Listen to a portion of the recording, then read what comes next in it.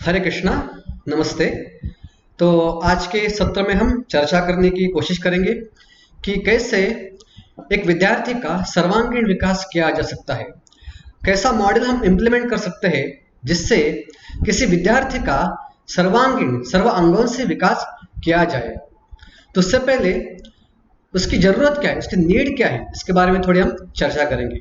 तो आज के इस चर्चा सत्र में हम प्रमुख इस विषय पर चर्चा करेंगे कि इस पंचकोश विकास की ज़रूरत क्या है, ये पंचकोश विकास संक्षेप में क्या है, इसके फायदे क्या है, इसको कैसे हमने इम्प्लीमेंट किया है गोवर्धन इको विलेज में, और इसके रिजल्ट्स क्या आते हैं, इसका फायदा बच्चों का क्या होता है।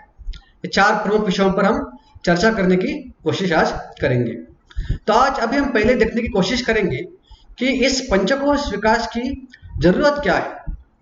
तो आजकल हम देखते हैं कि जो शिक्षा प्रणाली हमारे सिस्टम में आजकल चालू है, वो शिक्षा प्रणाली अंग्रेजों के ज़माने से आई हुई शिक्षा प्रणाली है, जिसमें प्रमुखता जो जो स्ट्रेस दिया गया है, जो भर दिया गया है, वो इसके ऊपर है कि कैसे ये बच्चा पढ़ाई करके ज़्यादा से ज़्यादा धन कमा पाएगा, ज़्यादा से ज़्यादा अर्थ प्राप्ति कर पाएगा और ज़्यादा से ज़्यादा उसको समाज में एक उच्च स्थान मिलेगा। इसके ऊपर ज़्यादा भर दिया गया है। इसलिए शिक्षा प्रणाली में हर अंगों का विकास करने की तरतूद की गई नहीं है। सिर्फ जो किताबें में दी गई चीज़ें वो पढ़ो, उसको परीक्षा में उसका स्मरण करके परीक्षा में उसको निकालो और उसके बाद मार्क्स पाओ, और मार्क्स के बेसिस पे अच्छे कॉलेज में एडमिशन ले लो। अच्छे कॉलेज में एडमिशन पाने के बाद आपकी शिक्षा पूरी होने के बाद नौकरी पाओ, नौकरी पाने के बाद आप उस नौकरी में प्रगति करते जाओ। ये प्रमुख उद्देश्य पकड़ के आज की शिक्षा प्रणाली का चयन जो है वो किया गया है। पर इतना एडवांस शिक्षा लेने के बाद भी, इतनी उच्च शिक्षा लेने के बाद भी, इतने एडवांस टेक्नोलॉजी के ऊपर काम करने के बाद भी आजकल हम देखते हैं कि ये शिक्षा प्रणाली जो रिजल्ट ला रही है वो इतने सुखदायी नहीं है। हम देखते हैं कि देश में जितनी आत्महत्या होती है उसमें प्रमुख आत्महत्या करने वाले लोग जो है वो वयोवर्ष 15 to 30, 15 वर्ष की उम्र या 30 वर्ष की उम्र के बीच में जो बच्चे हैं, जो युवा है, वो युवा पीढ़ी 70% जो आत्महत्या करने वाले लोग हैं उनमें ये युवा पीढ़ी है। आजकल हम देखते हैं कि जो बच्चा शिक्षा पूरी करके बाहर जाता है उसका जीवन क्रम देखेंगे तो जो बच्चा पहले कभी भी किसी बुरे आदत में नहीं लगता होगा, वो भी जब बाहर के बड़े शहरों में जाता है, मुंबई पुणे जैसे या दिल्ली बेंगलोर जैसे बड़े शहरों में जब कोई जॉब करने जाता है तो उसकी आदतें बदल जाती हैं। वो व्यसनाधीन बहुत बार हो जाता है, वो फ्रस्ट्रेट हो जाता है, क्योंकि आजकल जॉब में स्पर्धा बहुत है, कंपटीशन बहुत है। उस कंपटीशन में वो उतर नहीं गया तो वो फ्रस्ट्रेट हो जाता है, वो बुरी आदतों में लग जाता है। आजकल देखते हैं कि जो इंटरनेट का जो यूज होता है, इंटरनेट का जो उपयोग होता है, उसमें प्रमुख उपयोग होता है पॉर्न मूवी देखने के लिए। हर एक हॉस्टल में बहुत बड़ी समस्या है कि कैसे ये बच्चों को पोर्नोग्राफी से दूर लिया जाए। ठीक है, बच्चों के हेल्थ इश्यू भी बहुत बढ़ रहे हैं आजकल। 25 उम्र में, 26 उम्र में डायबिटीज जैसे बीमारियां, मधुमेह जैसे विकार जो है बच्चों में दिख रहे हैं। इसका मतलब क्या है कि हमारी शिक्षा प्रणाली विद्यार्थी के हर एक अंग का विकास करने में असमर्थ हो रही है, क्योंकि उसका जो विशेष भर है केवल मार्क्स पाओ और अच्छे कुछ नौकरी पाओ, अच्छा पैसा कमाओ, कैसा अच्छा व्यवसाय कर पाओ, कैसे अच्छी नौकरी कर पाओ, इसके ऊपर यह भर दिया गया है। तो इसीलिए ये सब समस्याएं रोकने के लिए हमको एक सर्वांगीण विकास का एक मॉडल जरूरी है, जिस विकास को पंचकोश विकास बोला गया है। तो अभी हम संक्षेप में जानने की कोशिश करेंगे कि ये पंचकोश विकास मतलब क्या है, ये पंचकोश विकास से क्या होगा फायदा, पंचकोश विकास क्या है। तो हमारे शास्त्र में एक सुंदर श्लोक बोला गया है जो विद्यार्थी के लक्षण बताता है कि किस व्यक्ति को, किसको हम विद्यार्थी बोलेंगे, विद्यार्थी की व्याख्या क्या है। तो ये श्लोक इस प्रकार से है, काकचेष्टापकोध्यानम श्वान निद्रा तथैव च अल्पारी ब्रह्मचारी विद्यार्थी पंचलक्षणम। काक चेष्टा, काक यानी कौवा। वे काक चेष्टा का मतलब क्या है, चेष्टा यानी इंडिवर्स, उसके प्रयत्न। तो ऐसा बोला गया है कि विद्यार्थी के जो प्रयत्न है वह कौवे जैसे होने चाहिए। अब ये कौवे का उपमा क्यों दी गई इस श्लोक में, क्योंकि कौवा जो रहता है वो, एक कथा हमने बचपन में सुनी होगी कि एक कौवे को पानी पीना होता था। तो एक पर्टिकुलर पॉट में पानी बहुत निम्न स्तर पे रहता है, उस कौवे की चोंच जो है उस पानी तक पहुंच नहीं पाती है। तो कौवा क्या करता है, पत्थर लेता है और एक एक पत्थर पानी में डालता रहता है। कुछ समय बाद पानी ऊपर आ जाता है, फिर वो कौवा पानी पी सकता है। एक कौवे ने अपनी बुद्धिमत्ता इसमें इस्तेमाल की, वो पानी ऊपर लाने के लिए। इस कथा का रेफरेंस लेके काक चेष्टा ये शब्द यूज किया गया है। मतलब विद्यार्थी का प्रयत्न जो है वो काक जैसा होना चाहिए, कौवे जैसा होना चाहिए। मतलब विद्यार्थी को केवल जो रटी हुई चीज है उसके ऊपर ध्यान नहीं देना चाहिए। एक चीज को करने के लिए कोई अलग तरीके हैं क्या, अलग दृष्टिकोण से मैं इस चीज को देख सकता हूं क्या, ये विद्यार्थी का फोकस होना चाहिए। अलग अलग दृष्टिकोण उसको पता होने चाहिए कि हर एक चीज को करने के लिए क्या क्या अलग दृष्टिकोण हो सकते हैं। जैसे महान वैज्ञानिक अल्बर्ट आइंस्टाइन ने बताया गया है, if you don't find a solution in one domain then try to change the domain and find a solution. अगर किसी डोमेन में हमको किसी प्रश्न का, किसी प्रॉब्लम का सॉल्यूशन मिला नहीं, तो हमें क्या करना चाहिए, हमें डोमेन चेंज करके देखना चाहिए, शायद सॉल्यूशन मिला है। ठीक है, तो इसी प्रकार से अलग अलग डोमेन में जाके क्या हम सोच सकते हैं कि किसी प्रॉब्लम के बारे में, ये आजकल स्कूलों में पढ़ाया नहीं जाता। दूसरा मुद्दा है बकोध्यान। बक यानी बगुला। अगर हम बगुले को देखेंगे तो बगुला क्या करता है, बगुला जब खड़ा रहता है पानी के तीर पे, नदी के तीर पे, तो ऐसा लगता है कि वो ध्यान कर रहा है, ध्यानमग्न है। इसलिए जो पानी की मछलियां जो रहती है उसके पास आ जाती है, उनको लगता है कि ये बगुला हमको खाएगा नहीं। और अब बगुला का ध्यान किधर रहता है, तो बगुले का ध्यान रहता है बड़ी मछली के ऊपर। वो छोटी मछलियों को छोड़ देता है, पर वो बड़ी मछलियों को पकड़ लेता है। ये बगुले का स्वभाव है। सिमिलरली विद्यार्थी का ध्यान हमेशा कैसे मैं किसी भी चीज में हाईएस्ट कंसंट्रेशन कर पाऊं, इसके ऊपर होना चाहिए। कैसे मैं जो जरूरी चीज है उसके ऊपर ध्यान दे दूं और जो अनवांटेड चीज है उसको निग्लेक्ट करूं, इसके ऊपर एक विद्यार्थी का ध्यान होना चाहिए। इसको बोलते हैं भगवत ध्यान। तीसरा शब्द है श्वान निद्रा। श्वान यानी कुत्ता। अगर कुत्ते की हम नींद देखेंगे तो कुत्ता जो होता है वो बहुत अलर्ट रहता है। अब जरा भी कुछ वाइब्रेशन आजू बाजू में हो गया तो कुत्ता जाग जाता है, वो अलर्ट रहता है हमेशा। तो विद्यार्थी को हमेशा हर चीजों में अलर्ट रहना चाहिए। चौथा मुद्दा है अल्प आहारी। अल्पाहारी यानी मतलब इसका नहीं कि भूखा रहना है। अल्पाहारी मतलब जो आहार अपने मन और बुद्धि को सजग रखे, जो आहार अपने मन और बुद्धि को शुद्ध रखे, ताकि हम अपनी पढ़ाई के ऊपर, अपनी शिक्षा के ऊपर एकाग्रता कर सके, फोकस कर सके, ध्यान लगा सके। इसको बोलते हैं अल्प आहारी। और पांचवा मुद्दा है ब्रह्मचारी। ब्रह्मचारी का शुद्ध मीनिंग है जो व्यक्ति बिना शादी किए रहता है, जो व्यक्ति अपने वीर्य को संभाल के रखता है, उसको बोलते हैं ब्रह्मचारी। तो हर एक विद्यार्थी एक प्रकार से ब्रह्मचारी है, उसको ब्रह्मचर्य का पालन करना चाहिए। और ब्रह्मचर्य का दूसरा अर्थ है कि ब्रह्मचारी मतलब जो व्यक्ति जितने चीजें उसमें उपलब्ध है उस चीजों में आनंद लेता है और किसी एक्स्ट्रा चीज की डिमांड नहीं करता, उसको बोलते हैं ब्रह्मचारी। तो ये 5 चीज है विद्यार्थी पंच लक्षण। ये 5 लक्षण अगर विद्यार्थी में रहेंगे तो विद्यार्थी विकसित हो सकता है, सर्वगुणों से संपन्न हो सकता है, ऐसा हमारे शास्त्र कहते हैं। तो इसी को पंचकोश विकास मॉडल हम बोलते हैं। पंचकोश विकास मतलब 5 कोश। ये 5 कोश इस प्रकार से है। अन्नमय कोश, ये अन्नमय कोश का अगर विकास अच्छे से हो गया तो अन्नमय कोश के विकास से मनुष्य का जो शरीर है सुदृढ़ रहता है, स्वास्थ्य उसका बहुत अच्छा रहता है। जिस व्यक्ति का अन्नमय कोश विकसित रहता है उस व्यक्ति को डिसेंट्री जैसे प्रॉब्लम कभी नहीं होते। उसको एग्जैक्टली समझता है कि मेरे को इस वक्त कितना खाना चाहिए और कितना नहीं खाना चाहिए। वो अपनी जिह्वा को संयमित कर सकता है अगर उसका अन्नमय कोश विकसित है। दूसरा कोश है वो प्राणमय कोश। प्राणमय कोश मतलब क्या है, तो हमारा शरीर जो है वो, हमारे शरीर में 5 प्रकार के वायु वितरित होते रहते हैं, वायु बहते रहते हैं। उस वायु के द्वारा हमारे शरीर का संचालन किया जाता है, उसको बोलते हैं प्राणमय कोश। ठीक है, ये 5 वायु इस प्रकार से, प्राण जो ऊपर से नीचे जाता है, प्राण, वयान, वयान वायु ये नीचे से ऊपर जाता है। समान समान वायु ये नाभि की तरफ से हर एक इंद्रिय की तरफ जाता है। अपान अपान वायु, ये वायु जो है वो अंदर से बाहर जाता है, और उदान वायु जो है अंदर से बाहर जाता है, और वयान वायु जो है वो बाहर की तरफ से नाभि की तरफ आ जाता है। ये 5 वायु के संचलन की वजह से हमारा शरीर कार्य करता है, हमारे शरीर को ऊर्जा मिलती है, हमारे शरीर में कल्पकता आ जाती है, साहस आ जाता है।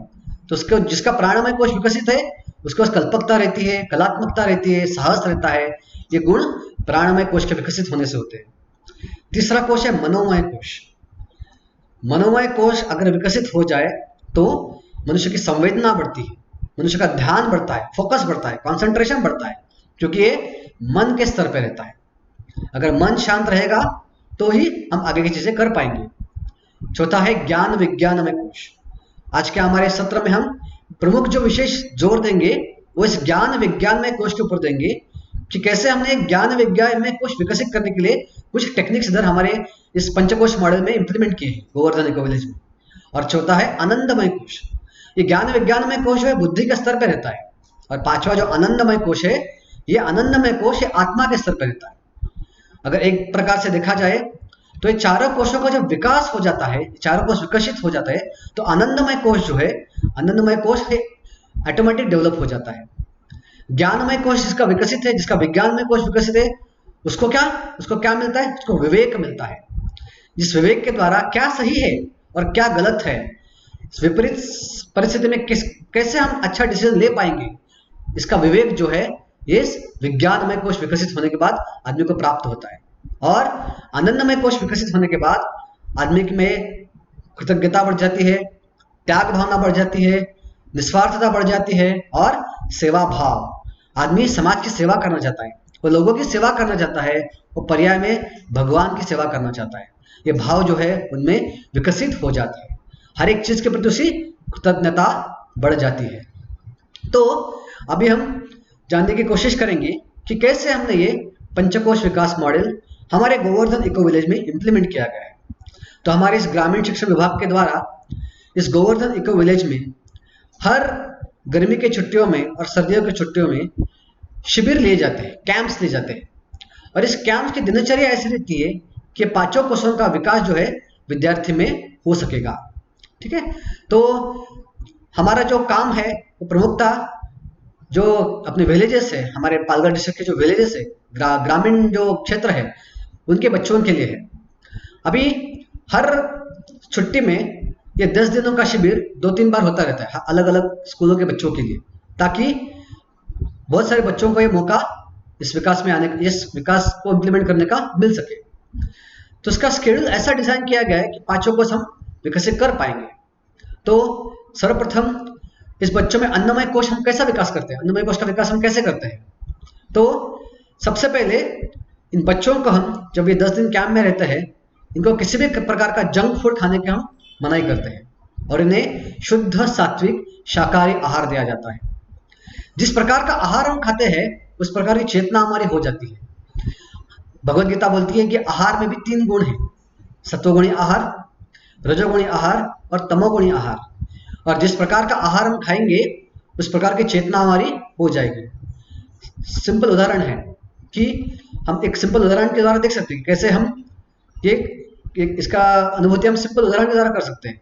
अगर हम हॉस्टल में रहते हैं और हॉस्टल में मेस का खाना खाते हैं तो वही आलू की सब्जी, और घर में आने के बाद अपने माँ ने बनाई हुई आलू की सब्जी बनाने का प्रोसेस सेम ही है, पर फर्क क्या है? फर्क है चेतना में। घर में बनाई हुई आलू की सब्जी बहुत अच्छी लगती है, क्यों? क्योंकि अपनी माँ जो है बहुत प्यार से वो सब्जी बनाती है, और वो प्यार जो है सब्जी में आया हुआ रहता है, इसलिए वो सब्जी बहुत रुचिकर लगती है, टेस्टी लगती है, वो खाने को इच्छा होती है। वही मेस की सब्जी या भोजनालय की सब्जी जो है वो खाने की इतनी इच्छा होती नहीं है अपनी, क्योंकि वो चेतना उस अन्न में काम कर रही है। तो हम अगर विशुद्ध सत्व वाला अन्न खाएंगे, जो अन्न शुद्ध भक्तों ने बनाया हुआ है और जो अन्न भगवान को प्रसाद रूप में चढ़ाया हुआ है, ऐसा अन्न अगर खाते हैं तो व्यक्ति का अन्नमय कोश विकसित होने में मदद होती है।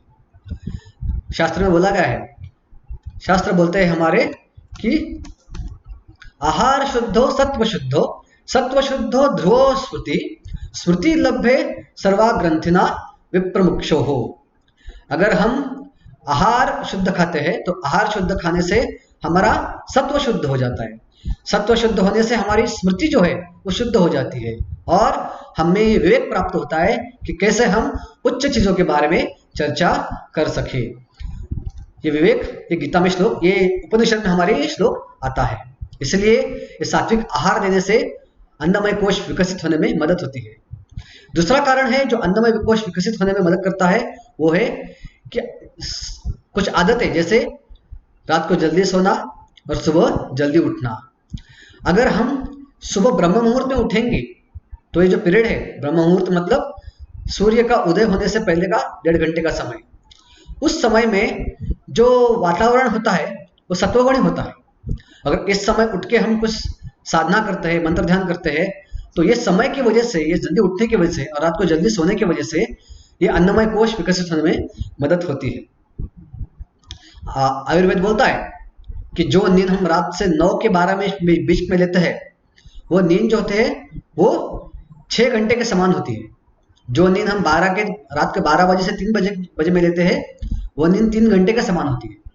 और जो नींद सुबह 3 बजे से सुबह 6 बजे तक लेते हैं, वो नींद 1.5 घंटे के समान रहती है। तो शास्त्र हमारे इसलिए कहते हैं कि हमें ब्रह्म मुहूर्त में उठना चाहिए। तो हमारे शेड्यूल में बच्चे हमारे जो आते हैं कैंप में, वो हमेशा सुबह शाम और दोपहर को प्रसाद खाते हैं, ब्रेकफास्ट लंच डिनर में। उन्हें बाहर का अन्न खाने की मनाही रहती है, किसी प्रकार का मांसाहार और राजसिक अन्न खाने में उनको मनाही की जाती है। और दूसरा, रात को वो बच्चे एग्जैक्टली 9:30 बजे सो जाते हैं और सुबह 4:30 बजे उठ के वो हमारे इको विलेज की मंगल आरती जो है, वो मंगल आरती अटेंड करते हैं। ठीक है। तीसरा जो घटक है जो अन्नमय कोश विकसित करने में मदद करता है, वो है व्यायाम और स्वच्छता।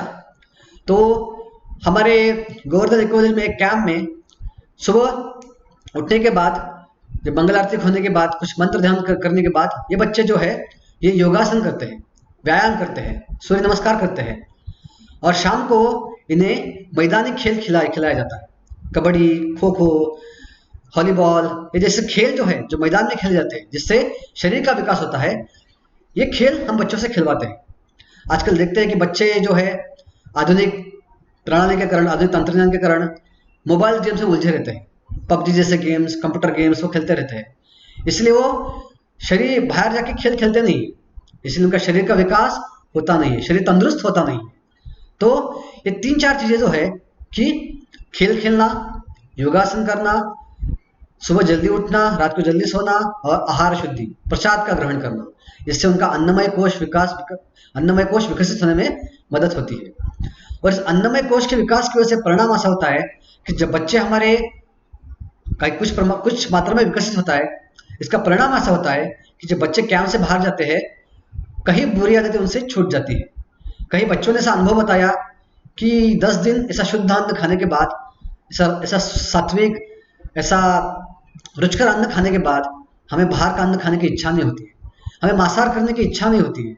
और इसकी वजह से उनका, बहुत सारे बच्चों ने मांसाहार छोड़ दिया। तो हम देखते हैं कि इस सीमा में जो आतंकवादी रहते हैं, जो हमारे सैनिकों को मारते हैं, जैसे कोई एक जो खटिक रहता है, एक मांस को काट देता है, वैसे ही जब हमारे किसी सैनिक को जब आतंकवादी पकड़ लेते हैं, तो वो खटिक के जैसे उनके अवयव को काट देते हैं। क्यों? क्योंकि उस प्रकार का अन्न उन्हें खाया हो है, इसलिए उसकी चेतना भी उस प्रकार की हो गई है। इसलिए अन्नमय कोश का विकास होना बहुत जरूरी है। दूसरा है प्राणमय कोश। अभी हमने सुना कि 5 प्रकार के जो वायु रहते हैं, वो हमारी हवा का, हमारे शरीर का संचालन करते रहते हैं। तो प्राणमय कोश विकसित होने के लिए हमें 3 चीजों की आवश्यकता होती है। एक तो निसर्ग के सानिध्य में रहना, नेचर के हार्मनी में रहना। दूसरा है प्राणायाम, और तीसरा है एडवेंचरस एक्टिविटी, जिसमें कुछ स्ट्रगल रहेगा, कुछ संघर्ष रहेगा। उस संघर्ष की वजह से ये प्राणमय कोश जो है विकसित होता है। और चौथा घटक है जो प्राणमय कोश विकसित करता है, वो है कि सात्विक संगीत सुनना, सात्विक नृत्य करना, इसकी वजह से ही ये प्राणमय कोश विकसित हो जाता है। तो हमारे इस शिविर में हम बच्चों से रोज कम से कम 15 मिनट के लिए ये प्राणायाम का अभ्यास करवाते हैं। ये प्राणायाम के अभ्यास की वजह से बच्चों का जो वायु का संतुलन है वो होने में मदद होती है, और ये प्राणमय कोश जो है वो शुद्ध होने में इसकी मदद होती है। इसके अलावा कई ऐसे एक्टिविटीज है जो बच्चों को प्राणमय कोश विकसित करने में मदद करते हैं, जैसे कि ट्रेकिंग करना। जब बच्चे कैंप में आते हैं तो हम उनको माउंटेन ट्रेकिंग के लिए लेके जाते हैं। ये माउंटेन ट्रेकिंग में हम ट्रेकिंग जब करते हैं तो संघर्ष होता है, और संघर्ष की वजह से ये प्राणमय कोश विकसित होने में मदद होती है। इसके अलावा ये बच्चे रोज सुबह कीर्तन सुनते हैं, उस कीर्तन में नृत्य करते हैं। ये सात्विक नृत्य करने से, ये कीर्तन सुनने से उनका ये प्राणमय कोश विकसित होता है, और प्राणमय कोश विकसित होने से उनमें जीवन में संघर्ष करने की एक इच्छा निर्माण होती है, जीवन में संघर्ष करने की शक्ति उनको प्राप्त होती है, एनर्जी लेवल उनका बढ़ जाता है। नैराश्य आए तो भी उस नैराश्य से बाहर कैसे आए, उसकी जो एनर्जी लगती है वो एनर्जी उनमें विकसित हो जाती है। और इसके अलावा प्राणमय कोश विकसित करने के लिए हम बच्चों से आर्ट एंड क्राफ्ट करवाते हैं। आर्ट एंड क्राफ्ट मतलब कि कुछ कलात्मकता बच्चों में विकसित कैसे करें। तो बच्चों से हम हमारे कैंप में कैसे हम शिल्पकला सीख सकते हैं, तो शिल्पकला का एक क्लास रखते हैं। कैसे हम अलग अलग हस्तकला से विविध वस्तु बना सकते हैं कागज से, कैसे हम ओरिगामी का इस्तेमाल करके विविध प्रकार के अलग अलग कागज से बनाई हुई चीजें बना सकते हैं। ये सब चीजें जो है ये हम प्राणमय कोश का विकास करने के लिए इस्तेमाल करते हैं, जिससे बच्चों की कलात्मकता बढ़ती है, एडवेंचर बढ़ता है, और उनका जो दिमाग है वो तेज चलने लगता है। यह है प्राणमय कोश। तीसरा कोश जो है वो मनोमय कोश। मनोमय कोश का विकास होता है मंत्र की साधना की वजह से। मन जो है बहुत चंचल है। गीता में भगवान बोलते हैं, गीता में अर्जुन स्वयं बोलते हैं, चंचला मन कृष्णा परमार्थी बलवद दृढ़ तस्याहम निग्रह मन्ये वायोर इव सुदुष्करम। मन वायु से भी बड़ा चंचल है। वायु को संयमित करना अर्जुन के लिए आसान था, बट मन को संयमित करना बहुत मुश्किल था। आजकल हम देखते हैं कि बच्चे एक जगह बैठ नहीं पाते, स्कूल में भी हमेशा चंचलता होती रहती है उनमें, एक जगह क्लास सुन नहीं पाते बैठ के, स्थिरता उनमें बहुत कम हो गई है। उनमें उनको हमेशा कुछ ना कुछ एक्टिव चीज चाहिए, क्योंकि मन है बहुत अचंचल है, बहुत चंचल है मन। तो मन की चंचलता दूर करने के लिए मंत्र साधना बताई गई है। मंत्र मतलब मनत्रायतेति मंत्र। आधुनिक विज्ञान ने भी सिद्ध किया है कि मंत्र की साधना की वजह से चेतना का शुद्धिकरण होके अपने मन को हम काबू में ला सकते हैं। ठीक है, जब विशिष्ट वाइब्रेशन का जो फ्रीक्वेंसी का साउंड जो है वो अपने कर्ण के ऊपर गिरता है, तो वो साउंड सुनने की वजह से, उस फ्रीक्वेंसी का साउंड सुनने की वजह से हम अपने मन को नियंत्रित कर सकते हैं। इसलिए शास्त्रों में हमारे बहुत सारे मंत्र बताए गए हैं। तो हम बच्चों से मिनिमम 20 मिनट सुबह उठने के बाद, ब्रह्म मुहूर्त को उठने के बाद ये मंत्र साधना का, मंत्रा मेडिटेशन का प्रैक्टिस करवाते हैं। और इसके अलावा ये बच्चों को हम संस्कृत श्लोक याद करवाते हैं। संस्कृत श्लोक में वो पोटेंसी है, स्पेशली शास्त्रों के संस्कृत श्लोक जो है, वो श्लोक सुनने की वजह से बच्चों का मनोमय कोश का विकास जो है वो हो सकता है। और ये कोश जब विकसित होता है तो बच्चे अपने वातावरण के प्रति संवेदनाशील होते हैं, हर एक व्यक्ति के प्रति संवेदनाशील होते हैं, हर एक व्यक्ति की संवेदना वो कुछ मात्रा में महसूस कर सकते हैं, उनमें हर एक व्यक्ति के प्रति एम्पैथी बढ़ जाती है, ये संवेदनाशीलता बढ़ जाती है। यह है मनोमय कोश का विकास। अभी चौथा कोश है वो है विज्ञानमय कोश, जिसका प्रमुख मात्रा में हम गोवर्धन इको विलेज में उसका विकसित करने का प्रयास करते हैं। अभी विज्ञानमय कोश, आजकल विज्ञानमय कोश ये जो है बुद्धि के स्तर पे होता है। अब बुद्धि के बहुत सारे एस्पेक्ट्स होते हैं, जैसे कि बुद्धि के कुछ प्रमुख एस्पेक्ट्स ये है कि बुद्धि जो है उसको ग्रास्पिंग कैपेसिटी होती है, जैसे ग्रहण शक्ति। उसके बाद उसके पास धारणा शक्ति होती है। धारणा शक्ति मतलब क्या है कि जो चीज हमने ग्रहण की है वो ग्रहण की हुई चीज को हम रिप्रोड्यूस करेंगे, उसका फिर से पुनर्चिंतन करेंगे, उसके बारे में चिंतन करेंगे, उसको बोलते हैं धारणा शक्ति। तीसरा है स्मृति शक्ति। स्मृति शक्ति मतलब जो हमने ग्रहण किया है उसको याद रखना और उसको फिर से रिप्रोड्यूस करना, उसको बोलते हैं स्मृति शक्ति। चौथी शक्ति निरीक्षण शक्ति, कैसे हम आजू बाजू की चीजों का निरीक्षण कर सकते हैं, संपूर्ण सूक्ष्म रूप से उसका निरीक्षण करना, यह भी एक विज्ञान में कोश का एक एस्पेक्ट है। उसके बाद पांचवा है परीक्षण शक्ति। निरीक्षण और परीक्षण में क्या फर्क है? तो परीक्षण में हम अलग अलग चीजें देखते हैं, अलग अलग एंगल से, अलग अलग व्यू से, उसके अलग अलग पहलुओं से उसकी तरफ देखने की हम कोशिश करते हैं। छठी है तर्क शक्ति। किसी भी चीज को देखते हैं, उसका परीक्षण करते हैं, तो उसके बारे में हम गंभीर रूप से सोचते हैं, गंभीर रूप से उसको विचार करते हैं कि ये चीज कैसे काम करती होगी, ये चीज कैसे होती होगी। इसको बोलते हैं तर्क शक्ति, तर्क लगाना। उसके बाद अनुमान, ठीक है। तो अनुमान मतलब कोई भी चीज की उसका रिजल्ट क्या निकला, उससे हमने क्या सीखा, इसको बोलते हैं अनुमान शक्ति। क्या सीख सकते हैं उससे हमने, क्या इसका हमको जीवन में कुछ उपयोग है, जीवन में उसका कुछ हम अच्छी चीज उससे कर सकते हैं क्या नहीं, इसको बोलते हैं अनुमान शक्ति। और उसके बाद आता है विश्लेषण शक्ति। कोई भी सिचुएशन हमारे सामने है, क्या उसका हम अच्छी तरह से विश्लेषण कर सकते हैं क्या। उसके बाद आता है संश्लेषण शक्ति। उसके बाद आता है कल्पना शक्ति। संश्लेषण शक्ति मतलब क्या है कि क्या हम चीजों को जोड़ के उसको एक मूर्त रूप दे सकते हैं।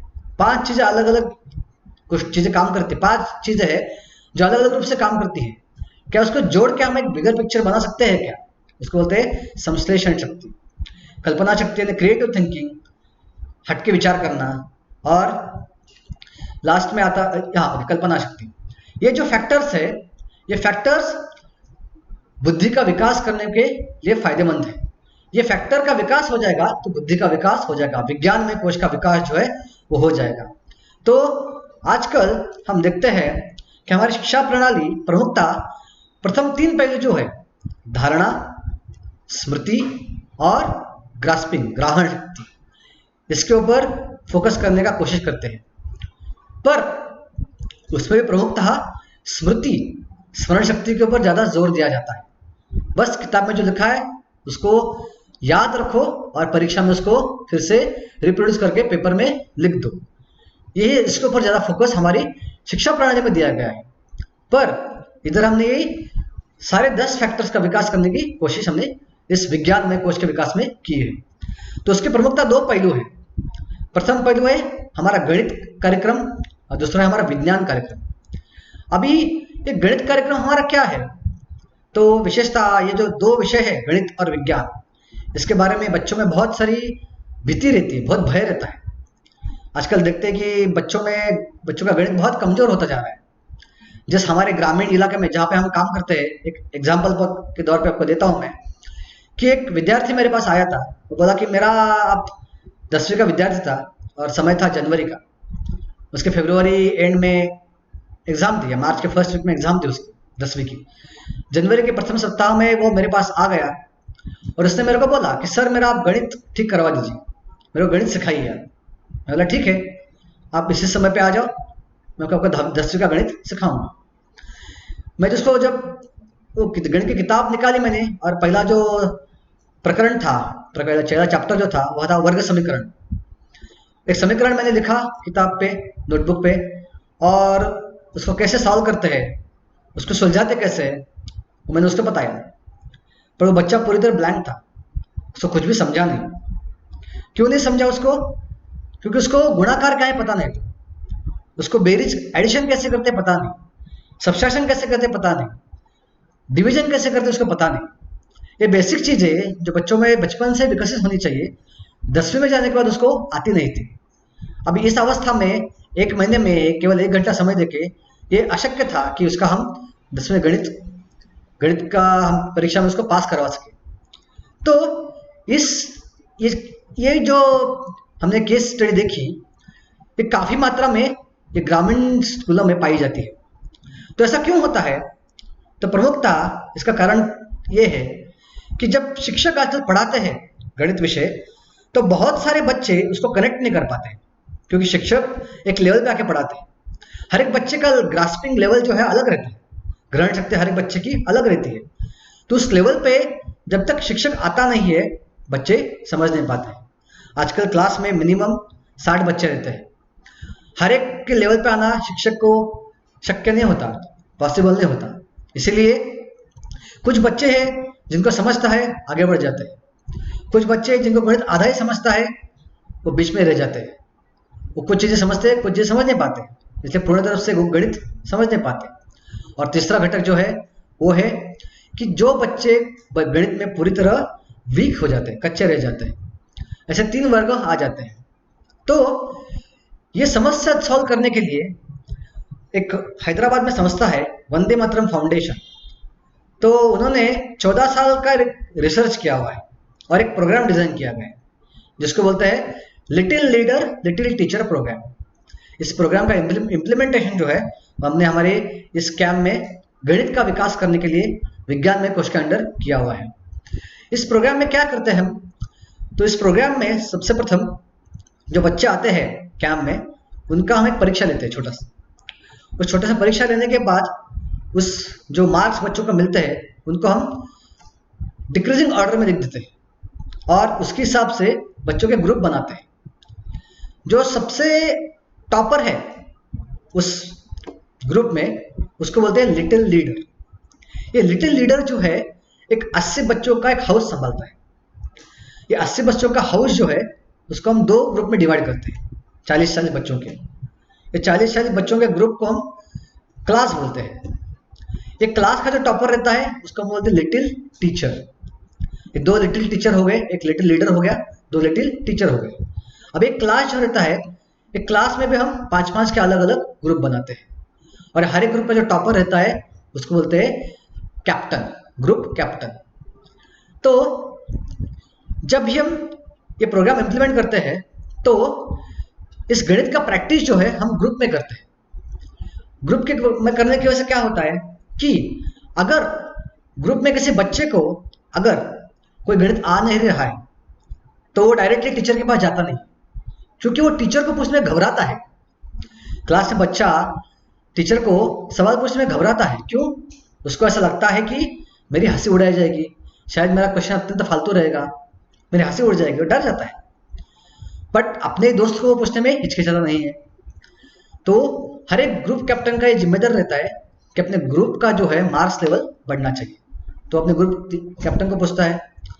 संभवतः ऐसा हो सकता है कि ग्रुप कैप्टन का आंसर ना आए, इसलिए वो क्वेश्चन पूछता है लिटिल टीचर को। लिटिल टीचर उसका आंसर दे देता है, वो भी अपने स्कूल का बच्चा है। उसका अगर वो आंसर ना आए तो वो लिटिल लीडर को पूछता है, और लिटिल लीडर को अगर आंसर ना आए फिर वो लिटिल लीडर टीचर के पास जाके उसको क्वेश्चन पूछता है।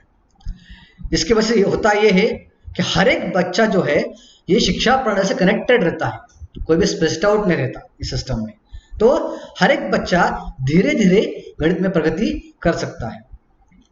इसकी वजह से होता यह है कि बच्चे का जो गणित का जो भय है वो दूर हो जाता है। इस प्रोग्राम के अंदर 6 लेवल्स आते हैं। पहला जो लेवल है उसको MNS बोलते हैं, मिनिमम न्यूमेरिकल स्किल्स। इस मिनिमम न्यूमेरिकल स्किल्स लेवल में बच्चे का कैसे मैथ्स में स्पीड बढ़े और एक्यूरेसी बढ़े और उसका कॉन्फिडेंस लेवल कैसे बढ़े, इसकी कोशिश की जाती है। इसमें सिंपल सिंपल चीजें रहती है और ये जो प्रश्न पत्रिका डिजाइन की है उसको एक टाइम लिमिट रहती है कि इतने इतने समय में ये सॉल्व करनी होती है। इसके अंडर भी 3 अलग अलग विभाग रहते हैं, C1, C2, C3। C1 विभाग में वही प्रश्न पत्रिका जो 40 मार्क की रहती है, बच्चे को मात्र 10 मिनट में सॉल्व करनी होती है। C2 लेवल पे बच्चा जब जाता है तो उसको वही प्रश्न पत्रिका मात्र 6 मिनट में सॉल्व करनी होती है, और C3 लेवल पे जाता है तो वही प्रश्न पत्रिका उसको मात्र 4 मिनट में उसको सॉल्व करनी होती है। तो इस प्रकार से उसकी एक्यूरेसी, उसका स्पीड, उसका कॉन्फिडेंस लेवल बढ़ जाता है। जब भी एक टेस्ट होता है तो हर एक बच्चे को एक रिकॉर्ड शीट दी जाती है।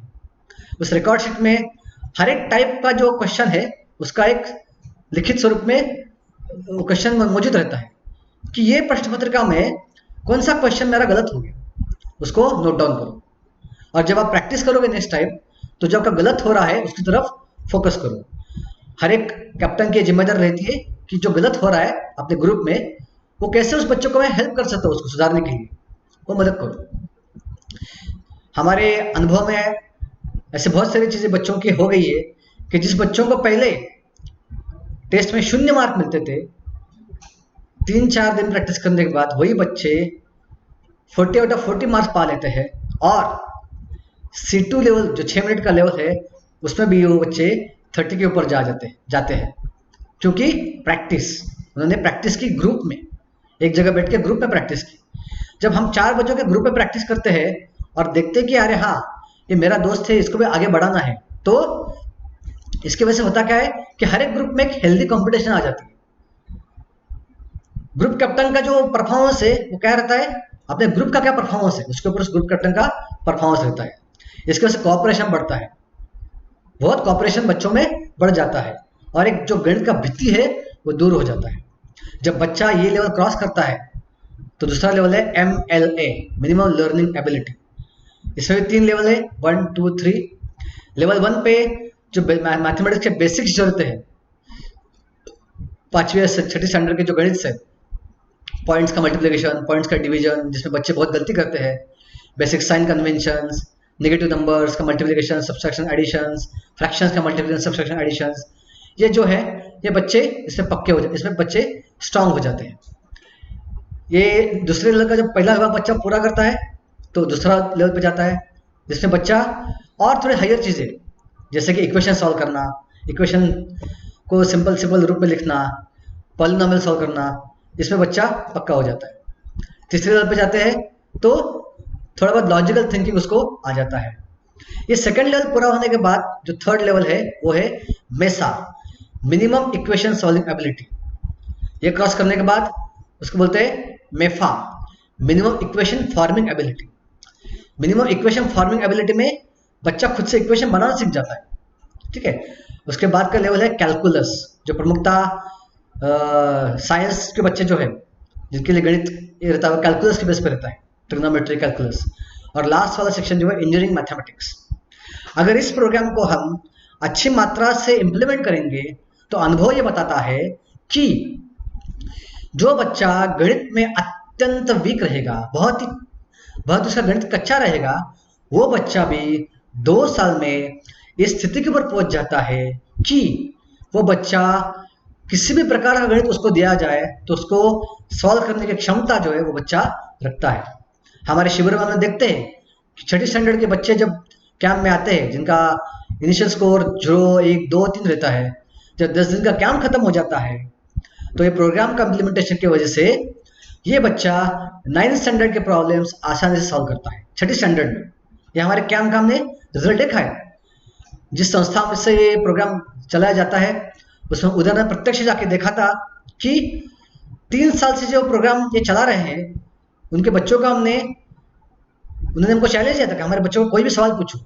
हमने सवाल पूछे जो बहुत मुश्किल थे, उसमें से 70% सवालों के जवाब बच्चों ने दे दिए, और 30% सवाल जो थे जिनके जवाब वो दे नहीं पाए, पर उनका अप्रोच जो था, उनकी दिशा जो थी वो बहुत हद तक सही थी।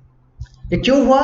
क्योंकि ये प्रोग्राम का अच्छे तरह से उन्होंने इम्प्लीमेंटेशन किया, ग्रुप में प्रैक्टिस किया, एक जगह बैठ के, उनमें हेल्दी कंपटीशन थी, एक कॉन्फिडेंस लेवल उनका डेवलप होता गया था, और अपने अपने साथ ग्रुप में पढ़ा के उनका ये गणित जो है विकसित हो गया। अभी ये जो है वो वीक बच्चों के लिए ठीक है, उनका कॉन्फिडेंस बढ़ गया, उस लेवल तक पहुंच गया। लेकिन अगर कोई बोल सकता है ऐसा कि जो बच्चा मूलतः स्ट्रांग रहेगा, होशियार रहेगा, उसके लिए प्रोग्राम कैसे फायदेमंद है? तो ये प्रोग्राम की वजह से ये बच्चा लीडरशिप क्वालिटी डेवलप करता है। बचपन से ही वो व्यवस्थापन कौशल, लीडरशिप क्वालिटी जो है वो डेवलप कर सकता है। ये प्रोग्राम चलाने के लिए शिक्षकों की आवश्यकता ज़्यादा नहीं रहती है। एक बार हमने हमारे शिविर में बच्चों को लीडर बोलकर ट्रेन किया, तो ये प्रोग्राम बच्चे अपने स्कूल में अपने पूरे क्लास के लिए चलाते हैं। अपने पूरे क्लास के लिए बच्चे अपना प्रोग्राम चलाते हैं खुद से। तो बच्चे खुद से पेपर लेते हैं, पेपर कलेक्ट करते हैं, प्रैक्टिस करवाते हैं बच्चों से, और सबसे पहले सबसे मुख्य चीज ये होशियार बच्चों में विकसित होती है कि उनको आगे भी बढ़ना है, क्योंकि आगे अलग अलग लेवल से इंजीनियरिंग के मैथमेटिक्स लेवल इस प्रोग्राम में है, तो हर एक लेवल पूरी हो गई तो आगे की लेवल उपलब्ध है। तो मेरे को कैसे आगे बढ़ना है इसका विचार बच्चा करता है, होशियार बच्चा, और जो मेरे पीछे है उनको ऐसे आगे लाना है। जब बच्चा अपने दोस्तों को पढ़ाने जाता है तो उसको समझ में आता है कि अरे मेरे को पढ़ाना इतना आसान नहीं है, उसके लेवल तक मेरे को जाना पड़ता है, तो मेरे शिक्षकों को कितनी समस्या होती होगी मेरे को पढ़ाने में, तो उसकी कृतज्ञता जो है वो बढ़ जाती है टीचर्स के लिए। टीचर्स के प्रति रिस्पेक्ट जो उसका बढ़ जाता है, पढ़ाना का कौशल उसको विकसित हो जाता है। ये सारी चीजें जो है वो होशियार बच्चों में विकसित हो जाती है। तो और एक चीज ये गणित प्रोग्राम की वजह से बच्चों में विकसित होती है, वो ये है कि इस गणित प्रोग्राम की वजह से एक जगह बैठ के पढ़ाई की आदत बच्चों को लग जाती है, स्थिरता बच्चों में आ जाती है, और स्थिरता की वजह से बाकी जो विषय है वो पढ़ने की रुचि भी बच्चों में निर्माण होती है। बहुत सारे बच्चों ने हमको ऐसा बताया कि हम जब इस गणित प्रोग्राम को इम्प्लीमेंट किया हमारे स्कूल में, तो हमारे बाकी विषयों का स्कोर जो है वो भी बढ़ गए। बहुत सारे स्कूल से हमको फीडबैक दिया कि जब से प्रोग्राम हमारे स्कूल में आया हुआ है, अब हमारे बच्चे आपके कैंप में जब जैसे जा रहे हैं, उनका गणित का परफॉर्मेंस जो है वो काफ़ी बढ़ गया, और वो बच्चों को देख के ज़्यादा से ज़्यादा बच्चे हमारे कैंप्स में आना चाहते हैं, हमारे शिविर में आना चाहते हैं ये प्रोग्राम को इम्प्लीमेंट करने के लिए।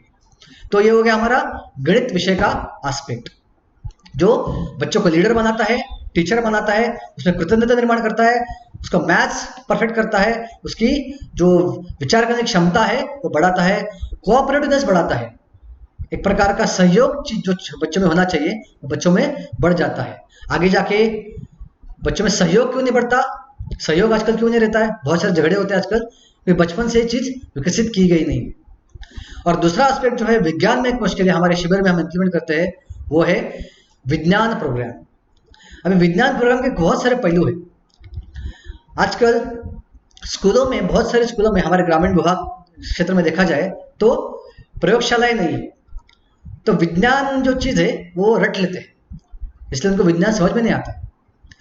जब इधर हम कैंप से बच्चों को बुलाते हैं तो जो चीज़ें वो स्कूल में देखते नहीं है, जो चीज़ें वो स्कूल में कभी उन्होंने सोचा भी नहीं था, वो चीज़ें हम उनसे करवा लेते हैं, जिसमें कुछ टेक्नोलॉजिकल चीज़ें रहती है, जिसमें कुछ गेम्स रहते हैं, जिसमें कुछ शरीर विज्ञान की विषय चीज़ें रहती है, जो बच्चे खुद से करते हैं। और केवल करते नहीं है तो उसका यूज हम कैसे कर सकते हैं होलिस्टिकली, उसका यूज समाज के कल्याण के लिए कैसे कर सकते हैं, उससे हम क्या सीख सकते हैं, क्या उससे हम कुछ संश्लेषण कर सकते हैं, क्या उसका विश्लेषण कर सकते हैं, क्या उसका उपयोग कैसा कर सकते हैं। ये जो संश्लेषण, विश्लेषण, परीक्षण, निरीक्षण, ये चीज़ें जो है इस विज्ञान कैंप के द्वारा हम बच्चों में विकसित करने की कोशिश करते हैं। तो इसमें कई एस्पेक्ट है, जैसे कि ड्रोन्स, आजकल जो मॉडर्न टेक्नोलॉजी है उससे कई एस्पेक्ट्स। ड्रोन टेक्नोलॉजी, बच्चे इधर आते हैं 8वीं और 9वीं के बच्चे जिन्होंने कभी टेक्नोलॉजी की चीज़ें देखी नहीं है स्कूल्स में, ये खुद आते हैं, ये चीज़ें बनाते हैं खुद से, उनको ट्रेन किया जाता है कैसे चीज़ें बनाया जाए। वो बच्चे खुद से ड्रोन कैमरा उड़ाते हैं, और वो उड़ाने के बाद हम उनसे पूछते हैं कि उसका उपयोग आप कैसा करोगे, किस चीज़ के लिए उपयोग करोगे। अगर इस ड्रोन कैमरा को उड़ाने के लिए आपको एक सिंपल रिमोट कंट्रोल की जरूरत है, तो जो चीज़ें मूव हो रही है सिस्टम में, जैसे बहुत सारे ग्रह है वो मूव हो रहे हैं, क्या उनको चलाने के लिए कोई निर्माता की जरूरत नहीं है क्या? आजकल जीवन क्या है लोगों को पता नहीं है, जीवन का निर्माता कौन है पता नहीं है, इसकी वजह से ये सब समस्याएं लोग बच्चों में आ जाती है। तो साजिकस सहज रूप से देखा जाए तो बच्चों में कृतज्ञता वो निर्माता के प्रति आ जाती है कि हाँ वो निर्माता हमको चला रहे हैं, उनका प्लान क्या है हमको समझना पड़ेगा। रोबोटिक्स कंपटीशन बच्चों से हम लेते हैं, बच्चों से रोबोट खुद से करवाते हैं, और उस रोबोटिक कंपटीशन हम बच्चों से एक पाथ बना के उसका रोबोट चला के एक कॉम्पिटिटिव स्पिरिट बच्चों में डेवलप करते हैं। कम समय में रोबोट को अपना जो पाथ है पूरा करेगा। अब इस पाथ में बहुत सारे अड़थड़े रहते हैं, बहुत सारी बाधाएं रहती हैं, जो बाधाएं पार करके अपने रोबोट को बच्चों को लेके जाना होता है। तो सिमिलरली ये जो कंपटीशन बच्चे खेलते हैं, तो हम उनसे सवाल पूछते हैं कि ये रोबोटिक पाथ आपने जो देखा जिसमें बहुत सारी बाधाएं थी, जो बाधाएं को पार करके आपका रोबोट आपको अंतिम गंतव्य स्थान तक ले जाना था, क्या इससे आप कुछ सीख सकते हैं? हाँ जरूर सीख सकते हैं। क्या सीख सकते हैं इससे हम? कि जैसे कभी भी रास्ते में चढ़ाव आएंगे, कभी उतार आएंगे, कभी सीधा रास्ता आएगा, कभी खाई आएगी, कभी खड्डा आएगा, कभी स्मूथ रास्ता आएगा, कभी पानी आएगा, कभी खड़क आएंगे, कभी गुफाएं आएंगी। जैसे रास्ते में सब चीज़ें आती है, हमारे जीवन में भी कभी नैराश्य आएगा, कभी समस्या आएगी, कभी कंपटीशन आएगी, कभी स्ट्रेस आएगा, कभी अशांत आएगी। तो ये सब चीज़ें हमारे जीवन में भी आएगी, पर ये सब बाधाओं के बावजूद हम अपनी रेस पूरी कर पाए, क्योंकि इस रोबोट को एक ध्येय था। अंतिम ध्येय क्या है वो जानता था। सिमिलरली अगर जीवन का अंतिम ध्येय क्या है हम समझ पाएंगे, इस मनुष्य जीवन का उद्देश्य क्या है ये हम समझ पाएंगे, तो हम जीवन के इस समस्याओं का समाधान कर सकेंगे। क्योंकि हमको ध्येय क्या है पता है। जीवन में समस्या आती है तो समस्या से विचलित हम नहीं हो पाएंगे, किस ध्येय की तरफ हमको जाना है वो हमको पता रहेगा। इस प्रकार का होलिस्टिक व्यू जो है बच्चों को देते हैं। फिर हम बच्चों को गोवर्धन इको विलेज में जो इको प्रोजेक्ट्स है वो इको प्रोजेक्ट्स दिखाते हैं, वो साइंटिफिक पॉइंट ऑफ व्यू से समझाते हैं वो प्रोजेक्ट कैसे लगाए गए हैं, वो प्रोजेक्ट कैसे बनाए गए हैं। जैसे ग्रीन बिल्डिंग है, कैसे ग्रीन बिल्डिंग प्रोजेक्ट पोल्यूशन कम करता है, कैसे हम हमारे सोसाइटी के अंदर जो 50 घर रहेंगे उन 50 घरों के जो जो ड्रेनेज का पानी रहेगा, जो वेस्ट वाटर रहेगा, वो मैनेज करके उधर ही उसको स्वच्छ पानी बना सकते हैं, और उस पानी का उपयोग हम एक नर्सरी बनाने के लिए, गार्डन बनाने के लिए उधर यूज कर सकते हैं। तो हमारे यहाँ जो वेस्ट मैनेजमेंट प्रोजेक्ट्स है वो दिखाते हैं हम। आजकल प्लास्टिक समस्या बहुत बड़ी समस्या बढ़ गई है।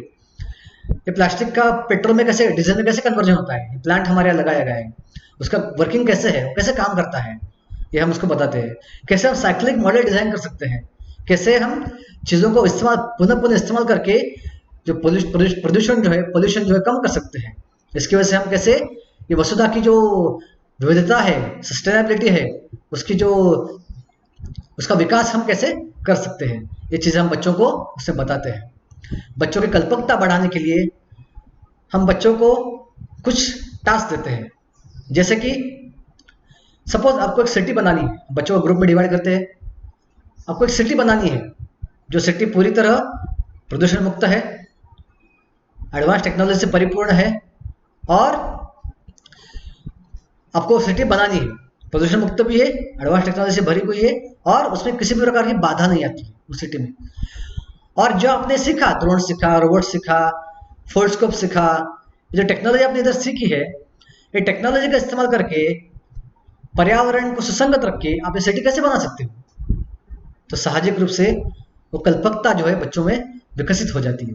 कल्पना का, अपनी कल्पना इस्तेमाल करके बच्चे वैसी सिटी कागज पे बनाते हैं, उसका हम कंपटीशन रखते हैं ताकि जिसने अच्छा बनाया उसको एक रिवार्ड्स मिल सके और बाकी बच्चों में एक प्रेरणा मिल सके कि मेरे को भी अच्छा एक डिज़ाइन मेरे को बनाना है। इसके अलावा हम बच्चों से कई ऐसे गेम खिलवाते हैं जिससे बच्चों में जो रिसर्च करने की क्षमता जो है, रिसर्च कैसे करते हैं, इसका विकास बच्चों में हो सकता है। जैसे प्रश्न उत्तर, अगर कोई भी प्रश्न, कोई भी चीज़ हमको ढूंढनी है, कोई भी चीज़ हमको ढूंढनी है, तो ढूंढने के लिए कैसे अलग अलग तरीके से प्रश्न हम पूछ सकते हैं।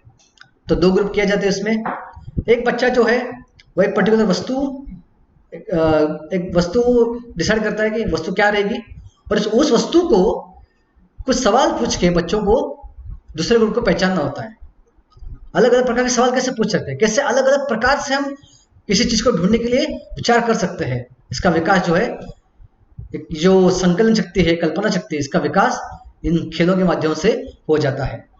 5-6 चीज़ आपको दी है, उस 5 चीज़ों को जोड़ के कैसे हम एक प्रॉपर चित्र बना सकते हैं, प्रॉपर स्टोरी बना सकते हैं, ऐसे गेम जो है बच्चों से खिलवाते हैं ताकि ये जो बुद्धि की जो अदर पहलू है, बाकी पहलू जो उनका विकास हो पाए।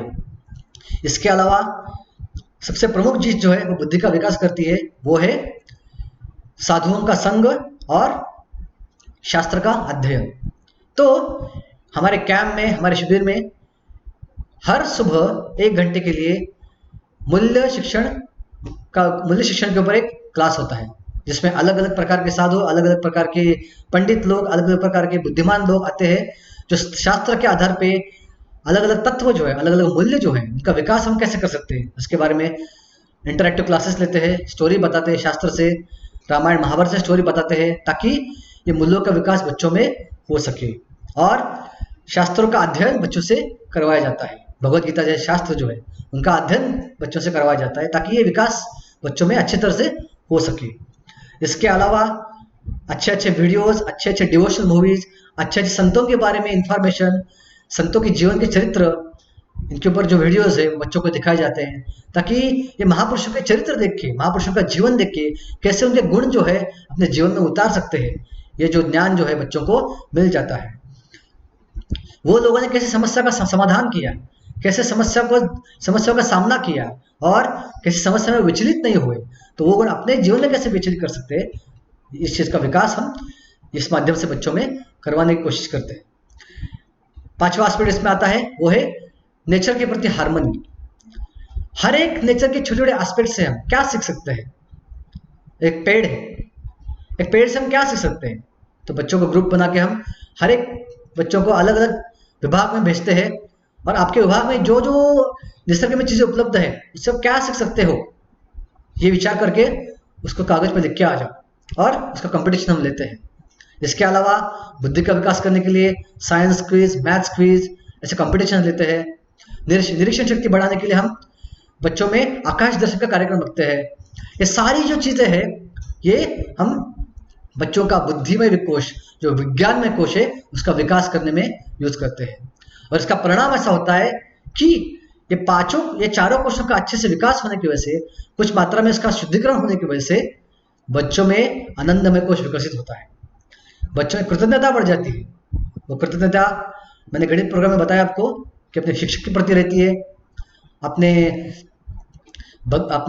गुरुजनों के प्रति रहती है, अपने माता पिता के प्रति रहती है, नेचर के प्रति रहती है, ये भूमि देवी के प्रति रहती है, और सबसे इंपॉर्टेंट भगवान के प्रति, जिसने अपने को ये जीवन दिया है। अगर हम भगवान से कृतज्ञ रहेंगे तो भगवान ने दिया हुआ जीवन तो छोटी समस्या की वजह से हम नष्ट करने की कोशिश नहीं करेंगे। हम ये आनंदमय को जो विकसित होता है बच्चों में, तो वो जान पाते हैं कि कैसे अपने अंदर से ये आनंद हम पा सकते हैं, और किसी बाहरी चीज की वजह से आनंद हमको मिला नहीं तो हम कैसे भी विचलित नहीं हो सकते।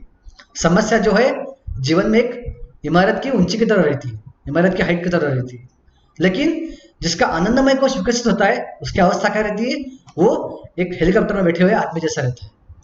जब वो हेलीकॉप्टर में बैठता है तो इमारत की ऊंचाई जो है चेंज नहीं होती, उसकी हाइट जो है चेंज नहीं होती, पर अपनी चेतना की ऊंचाई जो है, हाइट जो है, वो चेंज हो गई है। इसकी वजह से वो कभी भी वो समस्या से विचलित नहीं होता। तो इसी प्रकार से हम ये पंचकोश विकास का मॉडल हमने हमारे शिविरों में इम्प्लीमेंट किया गया है, जिससे काफी अच्छे रिजल्ट्स हमको दिख रहे हैं। बहुत सारी चीजों की आदतें बदल गई है, बहुत सारे बच्चों की आदतें बदल गई है। बहुत सारे बच्चे जो है वो घर में जाके भी वो ये सब चीजें जो है उसका इम्प्लीमेंट करते हैं, मंत्र ध्यान करते हैं, शाकाहारी बनते हैं, अच्छे गुण जो है वो विकसित करने की कोशिश करते हैं, और हर एक कैंप में, हर एक शिविर में हमारी संख्या जो है बच्चों की बढ़ रही है। अब ये सब हमारे गर्मी का कैंप और विंटर कैंप में एक मॉडल हमने इम्प्लीमेंट किया हुआ है। इसके अलावा कुछ मात्रा में ये जो चीजें हैं हम डेली स्कूलों में भी इम्प्लीमेंट करने की कोशिश करते हैं। जैसे ये विज्ञानमय कोश और मनोमय कोश का विकास करने के लिए कुछ गांवों में हमने बाल संस्कार वर्ग चालू किए हैं, जिसमें बच्चे जो है जो विचलित रहते हैं, शाम को हमारा विलेज कोऑर्डिनेटर इकट्ठा करता है बच्चों को, और उनको ये सब चीजें जो हम कैंप में करते हैं थोड़ी मात्रा में बच्चों से करवा लेता है। 8 विलेज में हमने ये बाल संस्कार वर्ग चालू किया है, जिसके भी काफी अच्छे परिणाम हमको दिख रहे हैं। इसके अलावा स्कूलों में हम साइंस फेयर ऑर्गेनाइज करते हैं। साइंस फेयर में हम 2-3 दिन बच्चों को किसी मॉडल के ऊपर साइंस मॉडल के ऊपर ट्रेनिंग देते हैं। फिर बच्चा जो है अपने शिक्षकों को, पालकों को, टीचर्स को, अपने पेरेंट्स को और बाकी बच्चों को उस मॉडल के बारे में समझाता है, जिससे उसको जो कंसेप्ट है अच्छी क्लियर हो जाती है और उसका प्रेजेंटेशन स्किल भी बढ़ जाता है। उसको बोलने का कॉन्फिडेंस जो है बच्चों में आ जाता है, और विज्ञान के प्रति रुचि जो है उसकी बढ़ जाती है, उसकी आकलन शक्ति उसकी विज्ञान के प्रति बढ़ जाती है इस साइंस फेयर की वजह से। तो साल में से 4 स्कूलों में हम मिनिमम 4 साइंस फेयर जो है लेते रहते हैं। गणित प्रोग्राम जो है हमारा डेली मात्रा में स्कूल में भी चलता रहता है। जो बच्चे हमारे यहाँ लीडर बनते हैं, टीचर बनते हैं कैंप में आके, वही स्कूल में सेम प्रोग्राम इम्प्लीमेंट करते रहते हैं, और हफ्ते में एक बार जाके हमारे जो विभाग के जो शिक्षक है वो जाके देखते रहते हैं कि वो प्रोग्राम कैसा इम्प्लीमेंट हो रहा है। इस प्रोग्राम का परिणाम हमको ऐसा दिख रहा है कि जो बच्चे गणित में बहुत कच्चे थे वो बच्चे अभी कॉम्पिटिटिव एग्जाम में उतर रहे हैं, स्कॉलरशिप में नंबर पा रहे हैं, ओलंपियाड जैसे एग्जाम में वो नंबर पा रहे हैं, और हमको रियलाइजेशन बताते कि ये प्रोग्राम की वजह से हमको ये फायदा निश्चित दौर से हुआ। तो इसी प्रकार से हम ये इसके अलावा स्कूल में हम वैल्यू एजुकेशन क्लासेस लेते हैं ताकि ये जो विज्ञान में कोश है बच्चों में विकसित होने में मदद हो जाए। तो इसी प्रकार से ये पंचकोशीय विकास मॉडल हमने बच्चों में इम्प्लीमेंट करने की कोशिश ये गोवर्धन इको विलेज के ग्रामीण शिक्षण विभाग रूरल एजुकेशन डिपार्टमेंट के माध्यम से की है, ताकि बच्चा केवल अच्छा ना बने, होशियार ना बने, पर अच्छा चरित्रवान बने, समाज का केवल शोषक ना बने, समाज का सेवक बने। जो वो कर रहा है उसके माध्यम से वो समाज की सेवा कर सके, समाज को आनंद दे सके और खुद आनंद पा सके। हरे कृष्णा, बहुत बहुत धन्यवाद।